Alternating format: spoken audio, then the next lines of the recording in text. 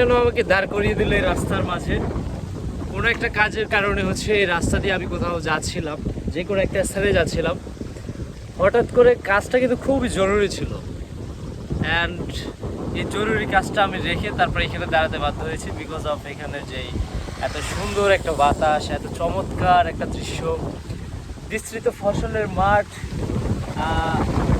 ধানগুলো থই থই করছে এখানে, মানে এত সুন্দরভাবে। আমার বাতাস বলতেছে যে তুই কাজে যাইস, তবে এখানে একটু দাঁড়া, এখানে একটু দাঁড়া, বেশি লেট হবে না তো, তবে এটা মিস করবি। বাস্তব কথা ভাই, আমি আসলে মিস করতাম। চারিদিকে চারিপাশে এত সুন্দর জায়গা, এত সুন্দর রাস্তা, আর এত সুন্দর বাতাস বাজছেও।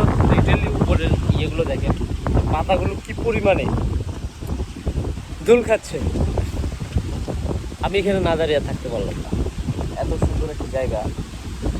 কিছু সময় এখানে যদি স্পেন্ড না করি তাইলে মনে হচ্ছে যে জীবনে কিছুই দেখলাম না। গ্রাম এমনিতেই ভালো লাগে, আর এই সময়ের বেলা মানে ফুল এই মুহূর্তে বাজে প্রায় 12:30, সম্পূর্ণ রোদটা এখানে পড়তেছে, আর সেই সময়টা বাতাস আর বাতাস। ভাই, গ্রামে যারা আছেন সত্যি অনেক ভালো আছেন আপনারা, আর শহরে যারা আছেন তারা আশা করি এসব মিস করবেন, পাবেন না। তবে আসা উচিত, গ্রামে এই সময়টায় আসা উচিত। চারিপাশে কি সুন্দর জমি, মানে যত দূর তাকায় জমি আর জমি।